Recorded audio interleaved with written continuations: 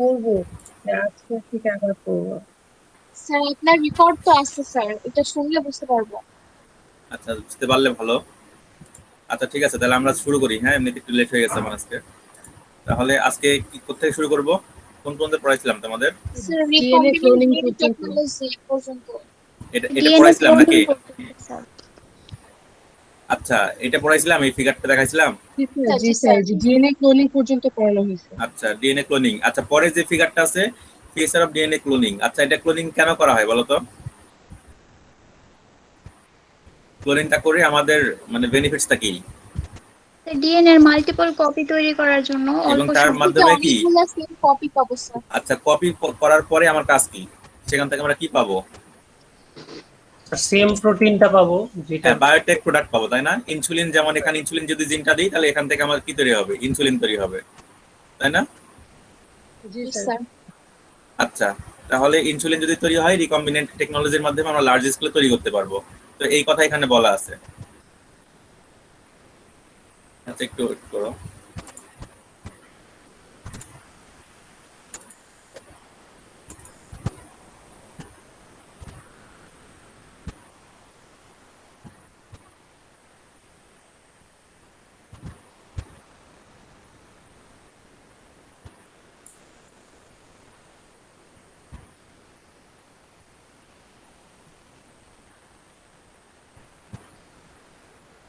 আচ্ছা, তাহলে এখানে দেখো, আমরা যখন এই টেকনোলজি অ্যাপ্লাই করব, আমাদের যখন রিভার্স ট্রান্সক্রিপশন দেখছিলাম সেখানে কি এমআরএনএ থেকে ডিএনএ, তাই না?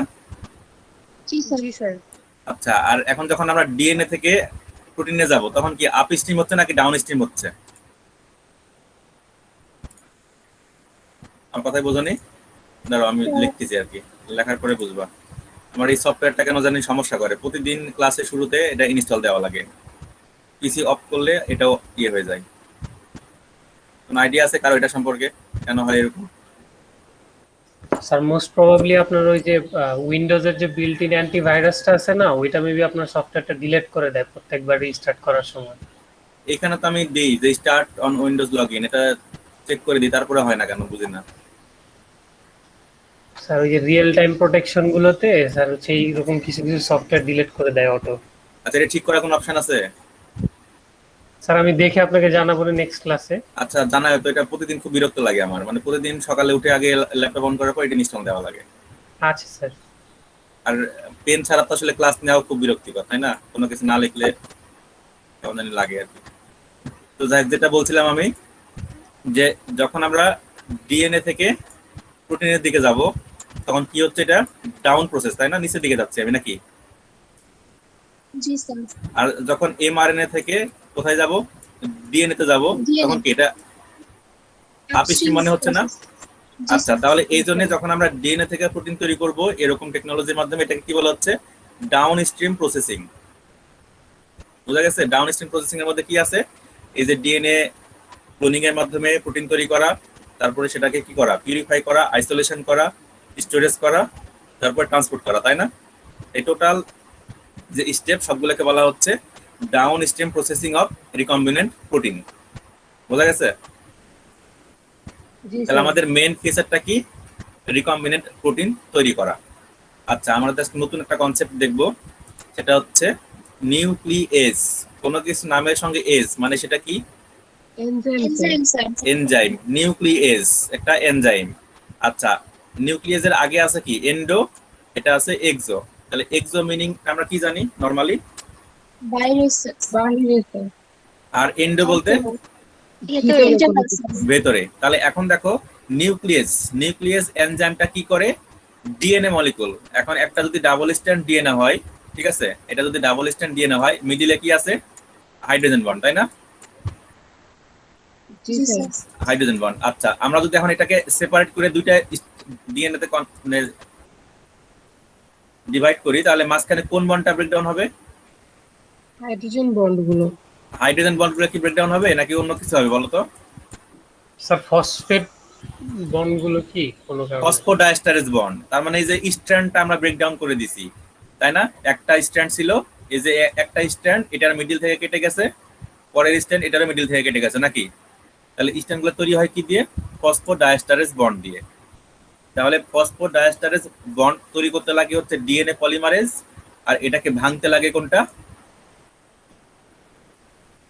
বলো? তাহলে এই ফসফোডাইএস্টারেজ বন্ডকে ভাঙতে কি লাগে? Nucleus nucleus enzyme. তাহলে তৈরি করতে লাগে হচ্ছে ডিএনএ পলিমারেজ, আর ভাঙতে লাগে নিউক্লিয়াস।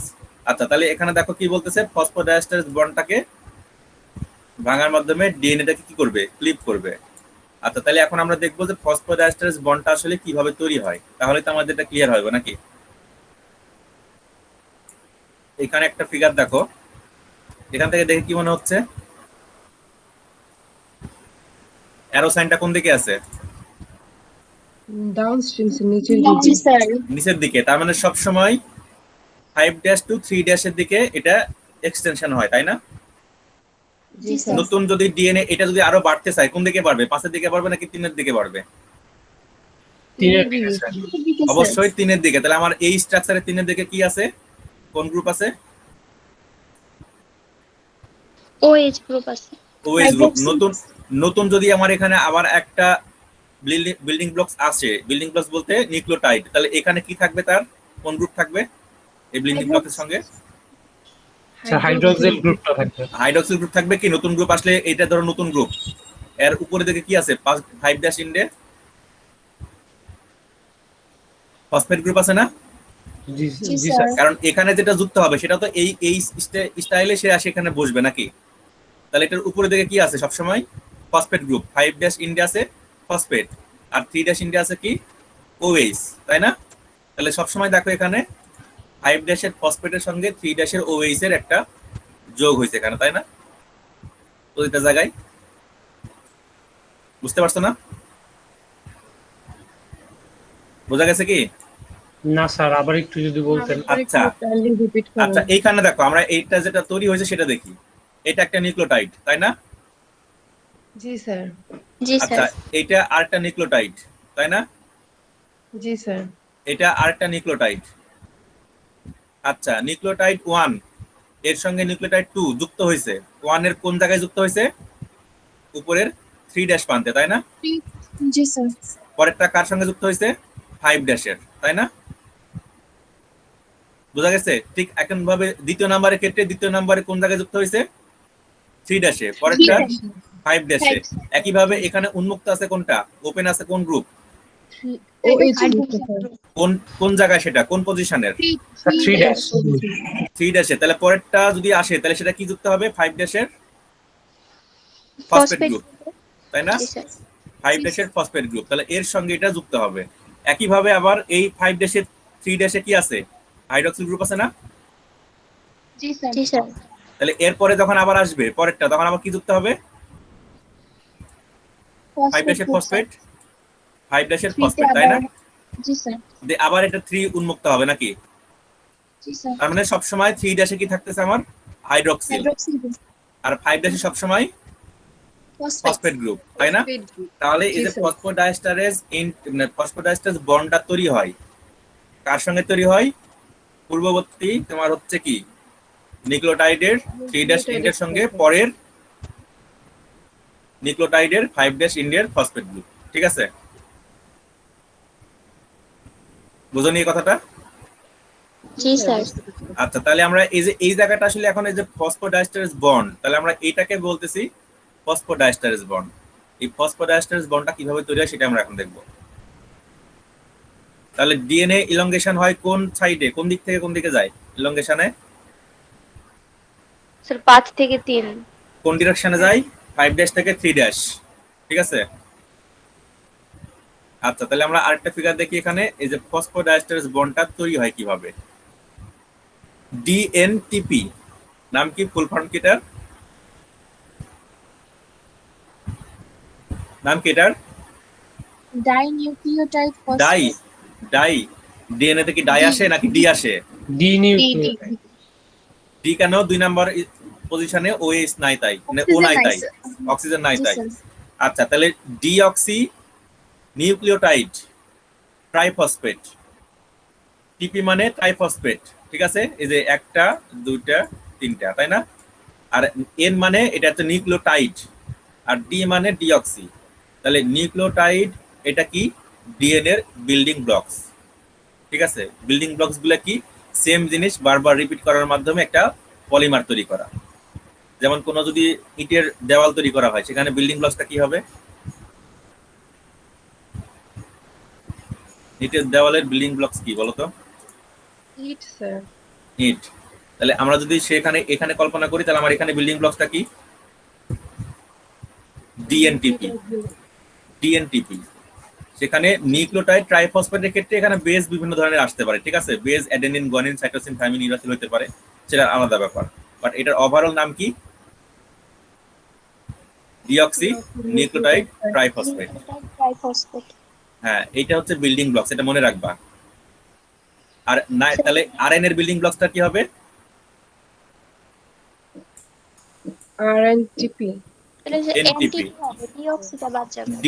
ডিটা বাদ যাবে, তাই না? জি স্যার, জি এনটিপি স্যার। Nucleotide triphosphate.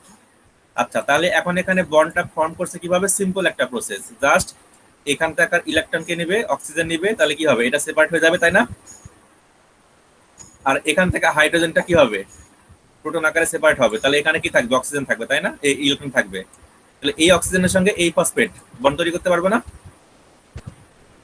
আর এই হাইড্রোজেনটা রিমুভ হবে, এই ফসফেট গ্রুপটা রিমুভ হবে।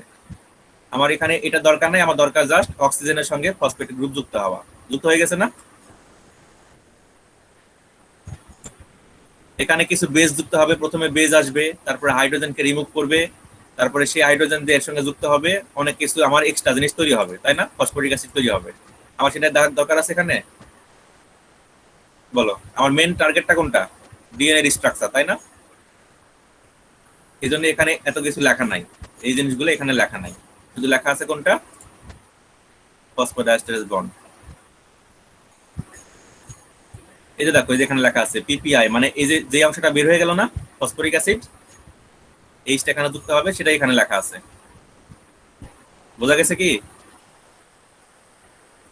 হ্যালো? জি স্যার। জি স্যার, একটু টাফ লাগতেছে। টাপ লাগবে কেন এখানে? স্যার স্যার ফসফেট গ্রুপের সাথে অক্সিজেনের যে বন্ডটা হচ্ছে ওইটাকেই আমরা ফসফোডাইএস্টারস বন্ড বলতেছি।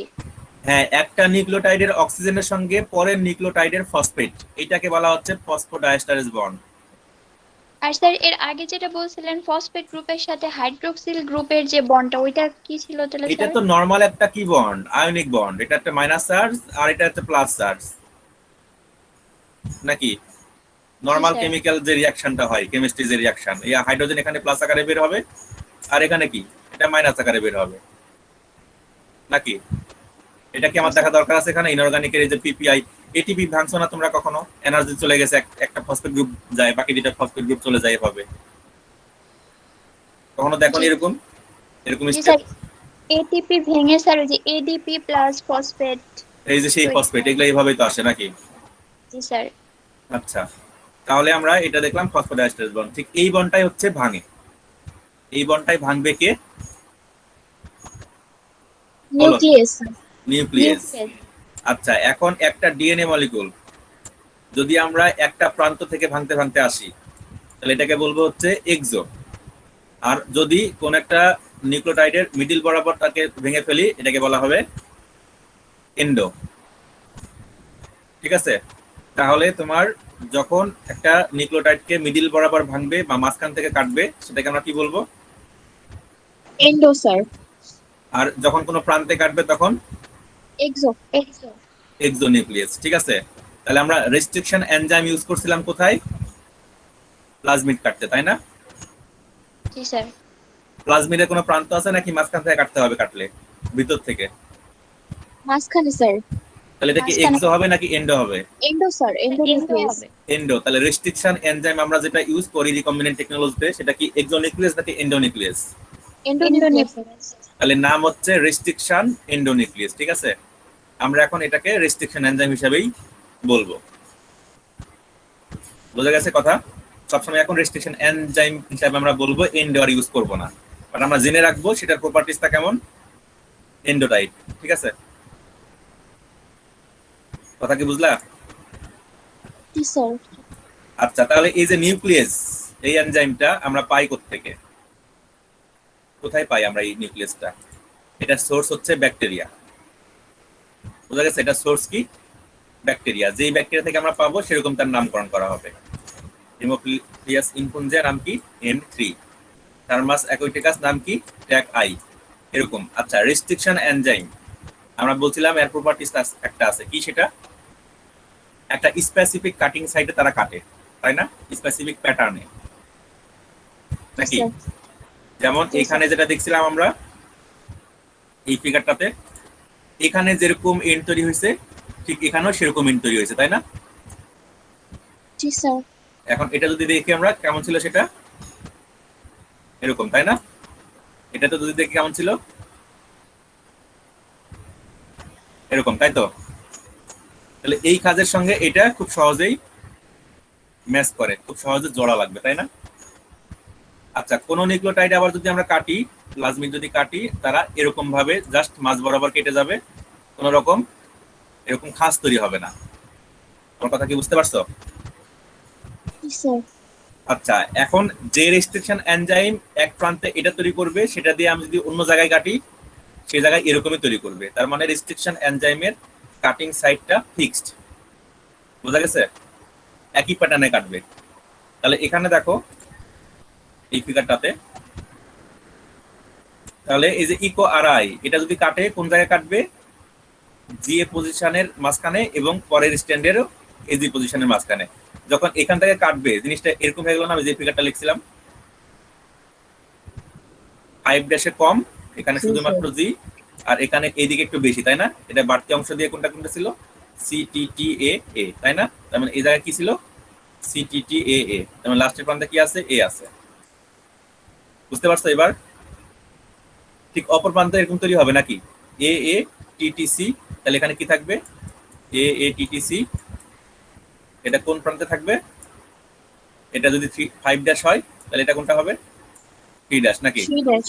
জি স্যার। জি স্যার। আর এটা যদি 3 ড্যাশ হয় এটা হবে কোন ড্যাশ? 5 5 ড্যাশ। ড্যাশ। তাহলে এখানে কি থাকবে? জি থাকবে। তাহলে রেস্ট্রিকশন এনজাইম যেমন ইকো আর আই দিয়ে আমি যেখানেই কাটি না কেন সবসময় সে এরকম এন্ড তৈরি করবে, বুঝতে পারছো? তার লাস্টে নিউক্লিওটাইডের সিকোয়েন্সটা কেমন থাকবে? এরকম থাকবে।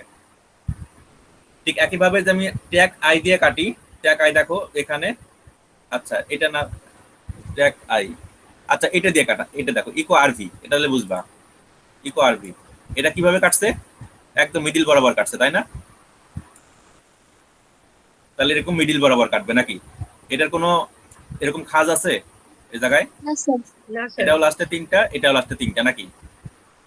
তার মানে সমান সমান।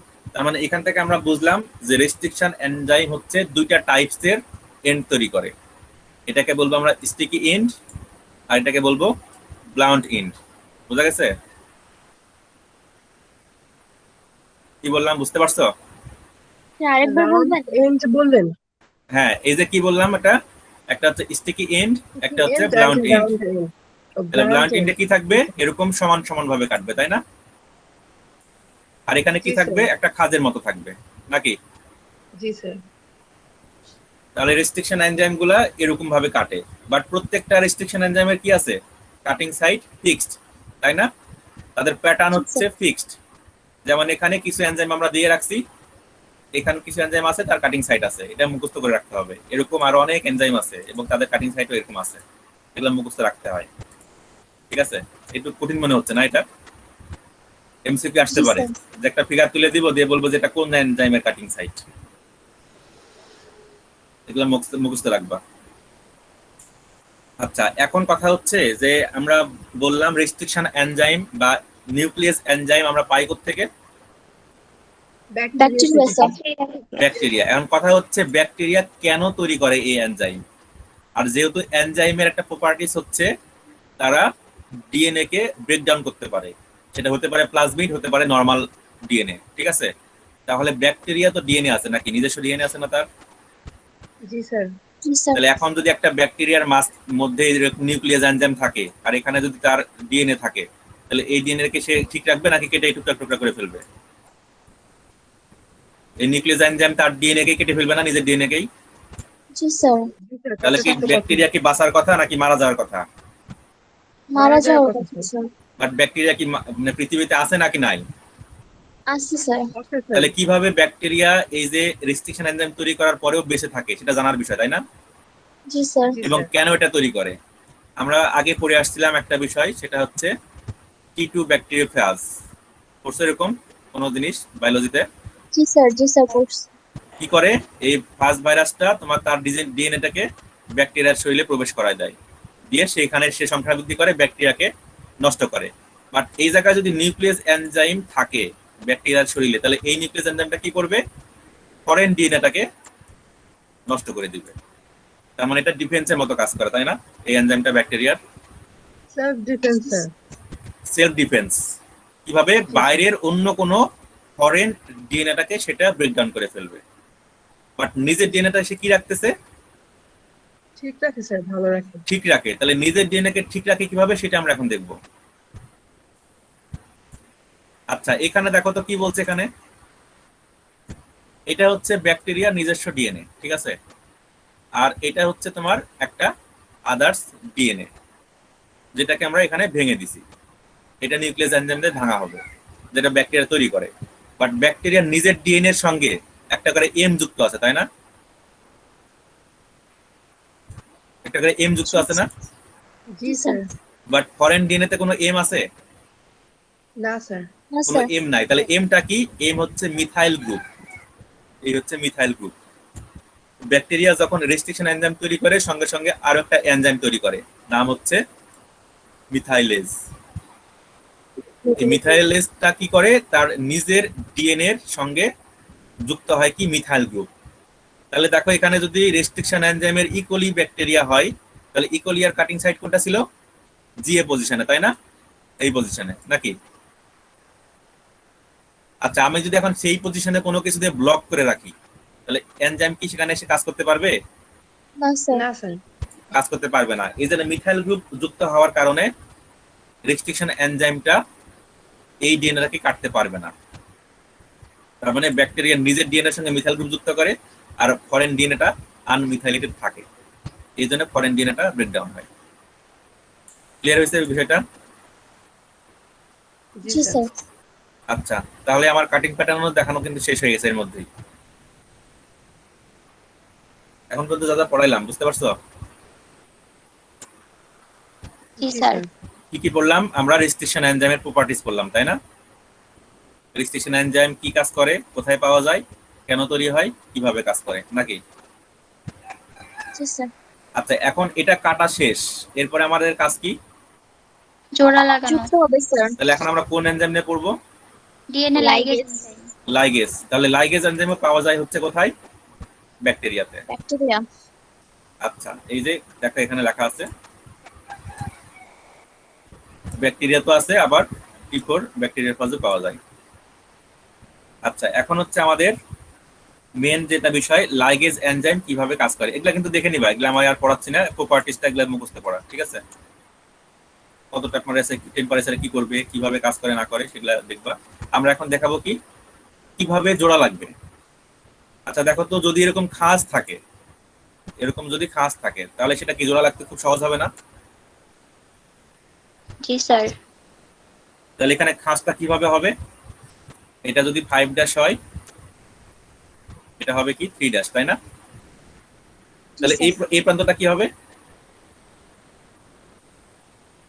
3' স্যার। আর এই প্রান্ত কি হবে? 5'। 5'। তাহলে এখানে যুক্ত হবে, তাই না? এরা জি স্যার। তাহলে এখানে যুক্ত হবে কি বন্ড দিয়ে? Phosphodiesterase bond. Phosphodiesterase bond. এখানে যুক্ত হবে কি দিয়ে? ফসফোডাইএস্টারেজ বন্ড দিয়ে। এটা প্যাকেট হয়ে গেল। যখন এটা যুক্ত হবে, তখন এই জিনিসটা কাছে চলে আসবে না এটার? জি স্যার। তাহলে এখানে যে নিউক্লিওটাইড গুলো আছে, তাহলে এটার সঙ্গে এটা ম্যাচ করতে হবে, তাই না?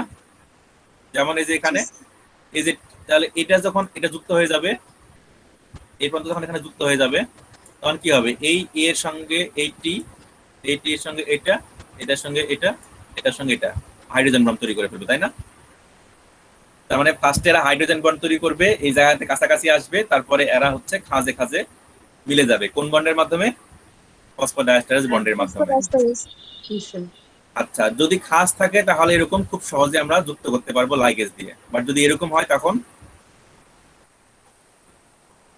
এটা কি ঠিক মতো মিলবে? বলো, পিচ্ছিল না, এটা একটা অপরটাকে বিকর্ষণ করে আর সেপারেট থাকবে সব সময়, তারা কখনো কাছাকাছি আসতে চাবে না।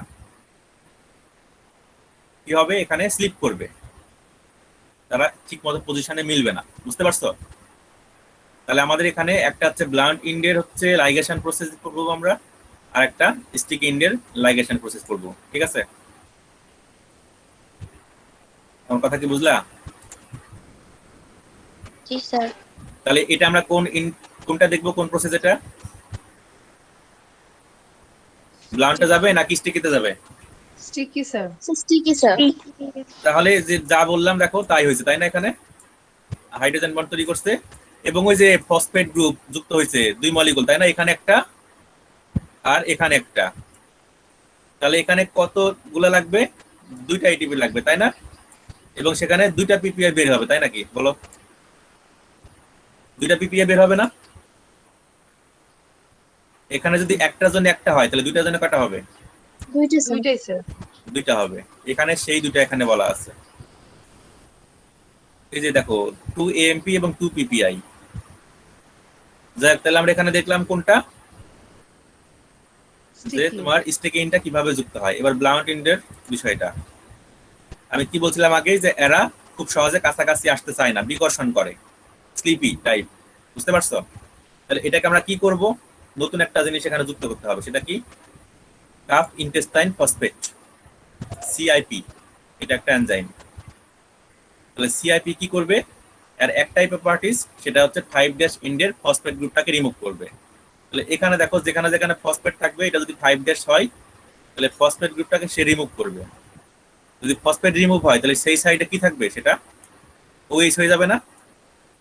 জি স্যার। এটা যদি ওএইচ হয় আর এখানে যদি ফসফেট হয়, ফসফেটের আগে কি আছে? ওএইচ আছে না, মানে ও আছে না? ও জি স্যার। ও আছে। তাহলে আমার যদি এই এনজাইমটাকে ফসফেট রিমুভ করে তাহলে এখানে কি ও চলে আসবে, এইচ চলে আসবে না? জি স্যার। জি স্যার। তাহলে এখানে ওএইচ ছিল, এখানে ফসফেটের জায়গায় বসবে কি? ওএইচ, তাই না? পি এর জায়গায় জাস্ট এইচ বসবে। তাহলে দেখো প্রত্যেকটা প্রান্তে কিন্তু এরকম আছে, ওএইচ ওএইচ, এখানে ওএইচ, এখানে ওএইচ। কারণ কি, আমি সিআইপি দিয়ে এখানে ট্রিট করছি। আচ্ছা, তাহলে এখন দেখো এখানে কিন্তু আর ফসফরাস নাই, ফসফেট গ্রুপ নাই, তাহলে আর বিকর্ষণ করার কোনো চান্স নাই। তাহলে কি হবে, এই একটা ফসফেটের সঙ্গে এখানকার একটা ওএইচ যুক্ত হবে, এই একটা ফসফেটের সঙ্গে এখানকার একটা ওএইচ যুক্ত হবে নাকি?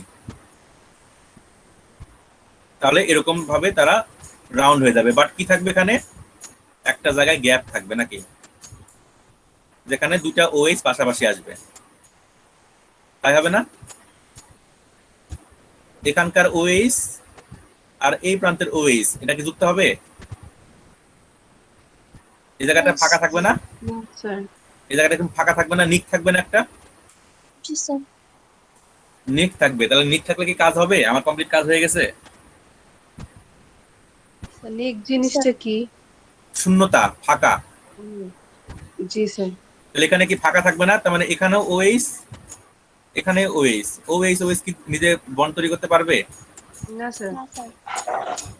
আচ্ছা, তাহলে এখানে আমাদের এখন একটা কাজ বাকি আছে, সেটা কি? এই গ্যাপটাকে ফিল আপ করা নাকি? আচ্ছা, এখন এই গ্যাপটা ফিল আপ হবে কিভাবে, এটা আমরা নরমাল ল্যাবে করব না।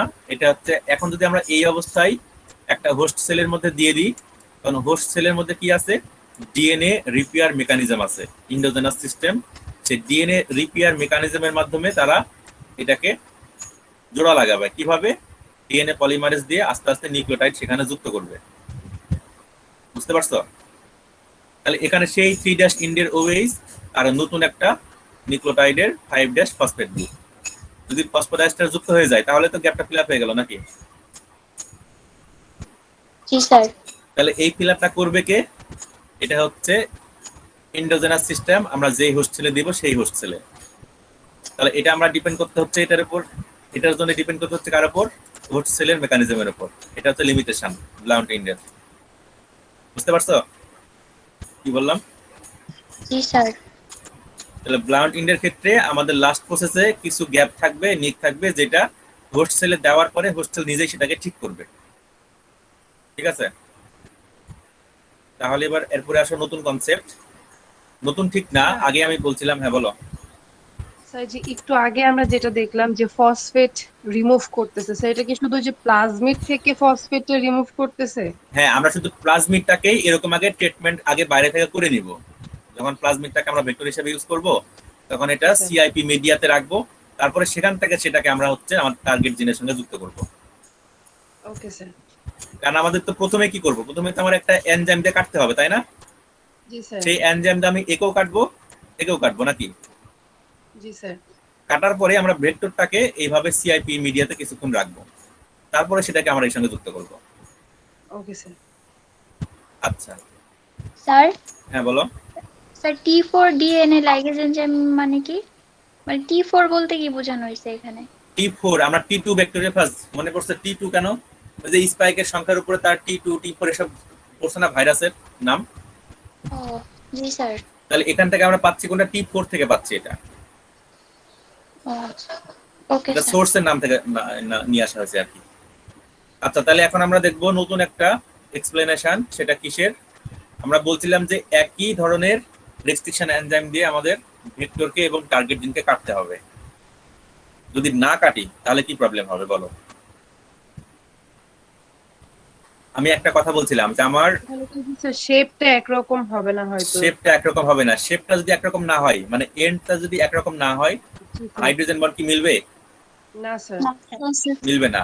তাহলে দেখো, এই যে এইখানে আমরা একটা এক্সাম্পল দিছি, যেটা হচ্ছে আমার ভেক্টর ডিএনএ, এটা হচ্ছে আমার জেনোমিক ডিএনএ। এটাকে কাটছি হচ্ছে একটা এনজাইম দিয়ে, নাম হচ্ছে ইকোআরআই। আর আমরা তিনটা এনজাইমের সেগমেন্ট নিছি এখানে। জেনোমিক ডিএনএটা এটা দিয়ে কাটছি হচ্ছে ইকোআরআই দিয়ে, এটা কাটছি হচ্ছে ট্যাগ আই দিয়ে, আর এটা কাটছি হচ্ছে হেন্ট 3 দিয়ে। ঠিক আছে? তাহলে তিনটা আলাদা আলাদা এনজাইমের সেগমেন্ট আমরা এক জায়গায় মিক্স আপ করলাম দেখার জন্য আসলে কোনটা বাইন্ড করে। তাহলে এই টি এ এ সবগুলোর ক্ষেত্রেই তো ফসফরাস এবং ও আছে এন্ডে, তাই না? ফসফোডাইএস্টারেজ বন্ড তৈরি করার ক্যাপাসিটি সবগুলোরই আছে নাকি? জি স্যার। সবটারই আছে না? But G, sir. এখানে দেখো, এই যে টি এর সঙ্গে কার বন্ধন করতে হবে, কোন হাইড্রোজেন বন্ড তৈরি করবে কে? এই এ, তাই না? এই টি এর সঙ্গে এই এ, আর বাকি দুটার সঙ্গে বাকি টি। বাট এটা যদি আমি অ্যাড করি, এটা কি মিলবে? না স্যার। না স্যার। এটা যদি অ্যাড করি হবে না। না স্যার। হবে না। তাহলে কোনটা ম্যাচ করছে? ফার্স্টটা স্যার, যে ইকো আর আই First টা। যেটা দিয়ে করছি। ইকো আরআই দিয়ে করছিলাম, তার মানে আমার একই ধরনের এনজাইম আমাকে কাটতে হবে, দেন তারা এই যে হাইড্রোজেন বন্ডটা তৈরি করতে পারবে। আর যখন হাইড্রোজেন বন্ড তৈরি হবে, এইটা গ্রুপটা কাছাকাছি আসবে, তখন তারা কি করবে? ফসফোডাইএস্টারেজ বন্ড তৈরি করবে। বুঝতে পারছো? জি স্যার। আচ্ছা, তাহলে পড়াগুলো কি কঠিন মনে হচ্ছে? জি স্যার, জি একটু স্যার। কঠিন মনে হচ্ছে, একদম নতুন তো এগুলো। আচ্ছা, বুঝতে পারছো না? জি জি স্যার। স্যার, বুঝতে পারছি। আচ্ছা, আমাদের আজকে একটা লাস্ট টপিক পড়বো, সেটা হচ্ছে এই পেজটাতেই আছে। আচ্ছা, আমরা একটু আগে বলছিলাম ভেক্টর। ভেক্টর এর ডেফিনেশনটা কি হবে তাহলে? ক্লোনিং ভেক্টর যেটার কি? মধ্যে আমাদের রিকম্বিনেন্ট ডিএনএটা ডিএনএটা আমরা প্রবেশ করানো দিব স্যার। রিকম্বিনেন্ট ডিএনএ দিব নাকি আমার টার্গেট জিন দিব? টার্গেট জিন স্যার। টার্গেট। টার্গেট জিন ক্যারি করবে যেই ডিএনএটাকে, সেটাকে আমরা বলবো ভেক্টর, তাই না?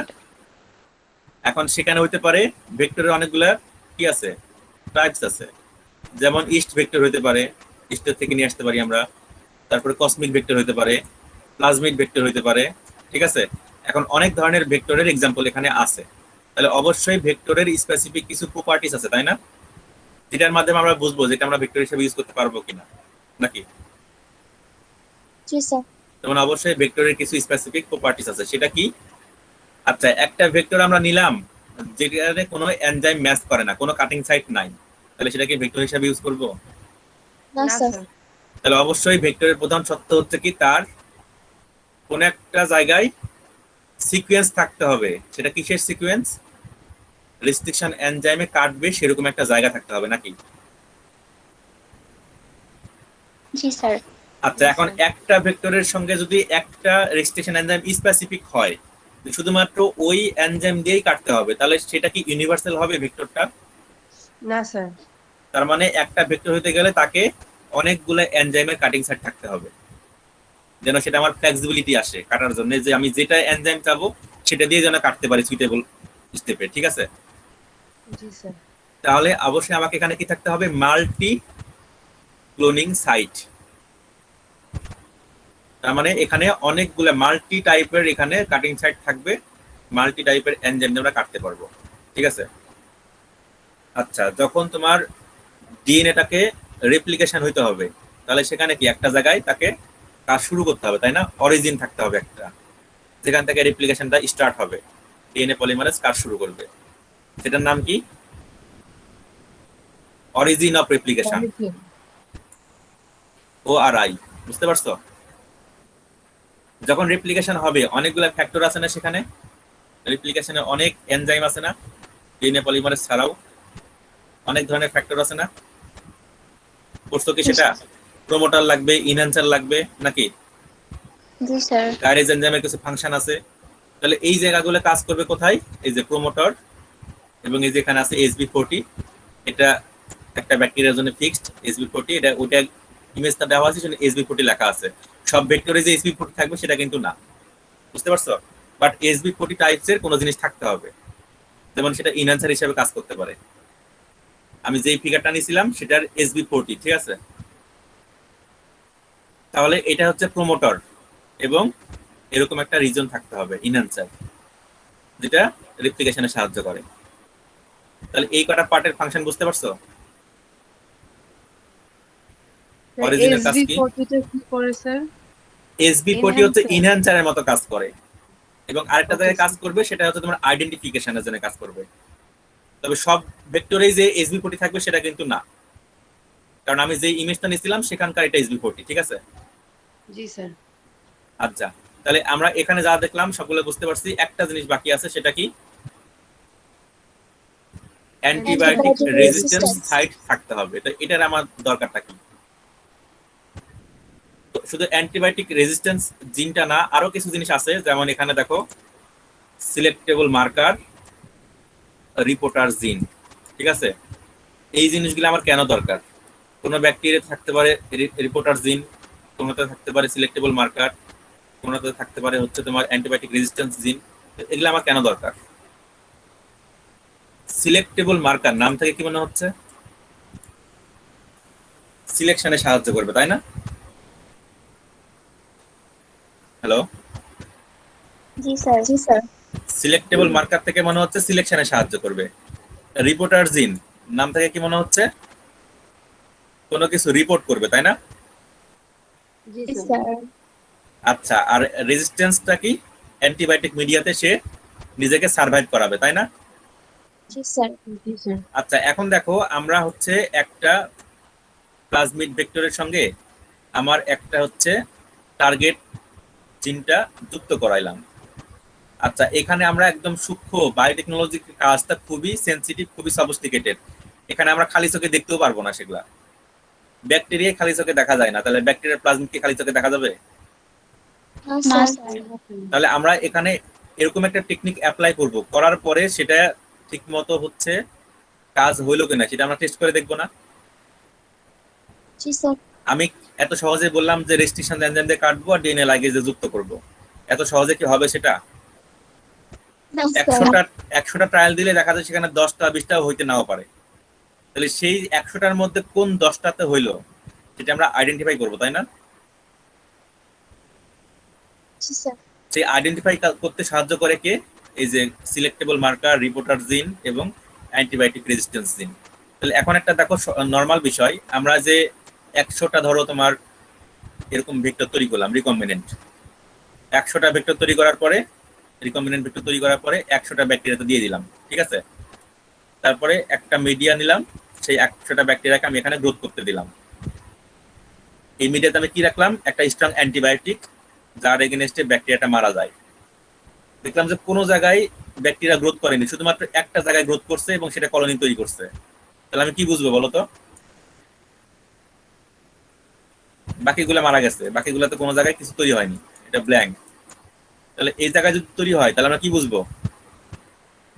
স্যার ওই যে একটা যেটা বেঁচে আছে ওটা হ্যাঁ, হচ্ছে আপনার রেসিস্ট্যান্ট।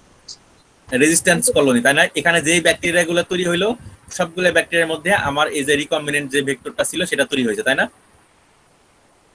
অ্যান্টিবায়োটিক রেজিস্ট্যান্স জিন থাকার কারণে। বুঝতে পারছো?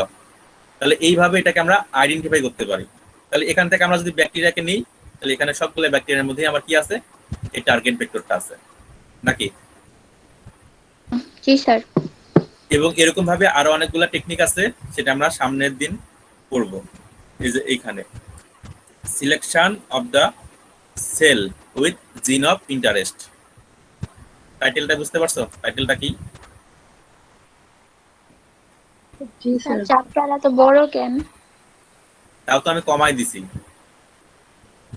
স্যার এত ইনফরমেশন কিভাবে মনে থাকবে আল্লাহ, একসাথে পড়তে গেলে স্যার সবই কেমন। সবই না। আচ্ছা, এই যে এটা পড়বা, প্লাজমিড ভেক্টরটা পড়বা। প্লাজমিড ভেক্টরের তোমার হচ্ছে প্রপার্টিসটা কি আর ক্যারেক্টারিস্টিক্সটা কি, এটা তো সবাই জানো। ব্যাকটেরিয়ার এক্সট্রা সার্কুলার রাউন্ডার ডিএনএ, তাই না? ডাবল স্ট্যান্ড ডিএনএ, এটা হচ্ছে প্লাজমিড। যাক, তাহলে আমরা সামনের দিন দেখবো কোনটা?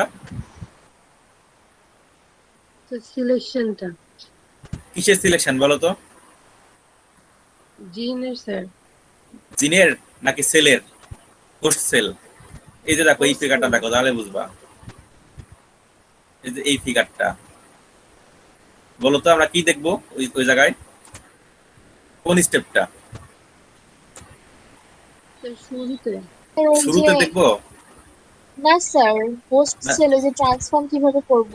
এই যে এটা ঠিক মতো আছে কিনা, তাই না? এই যে স্যার। ট্রান্সফার হোস্ট সেল, এই হোস্ট সেলের মধ্যে এই রিকম্বিনেন্ট ডিএনএ টা আছে কিনা সেটা আমরা আইডেন্টিফাই করব। Okay sir. এটা হচ্ছে সামনের ক্লাসের পড়া। আচ্ছা, তো এখনো তো 10 মিনিট বাকি আছে, আরো পড়াই নাকি? না স্যার, না স্যার। স্যার আমাদের মিডের আগ পর্যন্ত কয়টা চ্যাপ্টার? 4টা চ্যাপ্টার থাকবে মিডের আগ পর্যন্ত। পরের গুলো ছোট ছোট, পরের গুলো স্যার খুবই শর্ট। একটা চ্যাপ্টার পড়লেই তো দেখা যাবে মাথা ঘুরে যাবে। হ্যাঁ, পরের গুলো বেশি না, এরপরেও আবার আছে, আর আর এরপরে আছে এই 4টা দুইটা চ্যাপ্টার। চ্যাপ্টারই তো অনেক বিশাল। এই যে এই পর্যন্ত পড়াবো আমরা, ডেলিভারি অফ প্রোটিনিয়াস ড্রাগ আর অ্যানালাইসিস অফ রিকম্বিনেন্ট প্রোটিন, এই 4টা চ্যাপ্টার পড়ানো হবে। আর পরে আবার 4টা চ্যাপ্টার আছে। আচ্ছা, কোনো সমস্যা আছে কি যা যা পড়লে এর মধ্যে? না স্যার, বুঝতে পারছি। আচ্ছা, এই যে প্রেজেন্ট দিচ্ছ, এটা প্রেজেন্ট দেওয়া দরকার আছে? কারা দিবা এখানে? স্যার যাদের হচ্ছে রেজিস্ট্রেশন রেজিস্ট্রেশন হয়নি করা স্যার, হয়, তাদের দিতে বলছিলেন শুধু। তারা এরকম কেউ কি আছে এখানে? নাই? ঠিক আছে, তাহলে আমি স্টপ করে দিচ্ছি আর তোমাদের সরাসরি নিবে অ্যাটেন্ডেন্সটা। Okay sir. ওকে।